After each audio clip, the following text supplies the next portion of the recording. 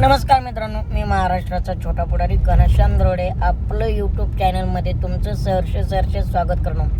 मित्रांनो, काय झालं, काही नेत्यांना AC फॉर्च्युनर गाड्या असल्यामुळे, पोलीस संरक्षण असल्यामुळे ना लोकांना कळनाच आपण कोणामुळे जगतोय, काय जगतोय. नेत्यांना असं वाटायला लागलं आम्हाला पद दिली म्हणजे नेत्यांनी ज्यांनी पद दिलेत ना त्यांना वाटते त्यांच्यामुळेच आम्ही जगतोय, म्हणजे ते संविधानालाच विसरल्यासारखं झालंय. तरच न्याय त्याबद्दल बोलतोय. काल मित्रांनो प्रजासत्ताक दिन झाला आणि गिरीश भाऊ महाजन साहेबांनी सभा भाषण वगैरे केले प्रजासत्ताक दिनानिमित्त. पण त्याच्यात काय झालं, राज्यघटनेचे शिल्पकार डॉक्टर बाबासाहेब आंबेडकरांचं नाव यांनी घेतलंच नाही.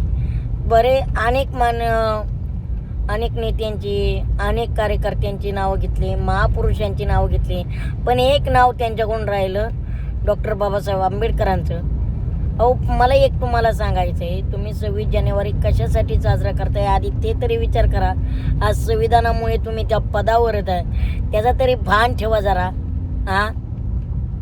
त्याचा तरी विचार करा ना. तुम्ही आज जे फिरताय, तुम्ही आयुष करताय, त्या व्यक्तीमुळं करतायत, याचाही भान ठेवलं पाहिजेत ना राव. ज्यांनी संविधान दिलं त्यांचंच नाव तुम्ही घेत नाहीत आणि वरून काय म्हणायचं, चूक झाली. चूक झाली, थोडं तरी बागला. तुमच्यासारख्या नेत्यांनी जर चुकीव झाली म्हणायचं आणि पुढं जायचं. ती काल रणरागिणी माधवी जाधव येताई लढली आणि तिने जाब विचारला. खऱ्या अर्थाने मित्रांनो, खऱ्या अर्थाने आपण कधी वाघीण म्हणतो ना, वाघीण मुली या वाघीण आहेत. खऱ्या अर्थाने काल वाघीण पाहिली आपण, डारकाळी फोडी. आणि सरकारी अधिकारी, वन विभाग अधिकारी असताना एका नेत्याला जाब विचारायचं म्हणजे किती धाडसाचं काम असेल, किती ताकदीचं काम असेल. त्या ताईच्या विचाराला खरंच मनापासून सलाम करतो, त्यांच्या कर्तृत्वाला सलाम आहे. पण नेत्यांनी याच्यातून काहीतरी शिकलं पाहिजे, आदर्श घेतला पाहिजे. एक महाराष्ट्राचं दुर्दैव आहे की त्या ताईची नोकरी, त्या ताईवरती कारवाई होणार अशा आदेश काढले. खरं तर त्या नेत्यावरती कारवाई व्हायला पाहिजे होती. त्या नेत्यावरती कारवाई झाली असती ना तर लोकांना कळलं असतं. महापुरुषांची नावं नाही घेतली तर काय ताकद असते. मला तुम्हाला एकच सांगायचं आहे, कुठल्याही महापुरुषांचा इतिहास पुसण्याचा प्रयत्न करू नका.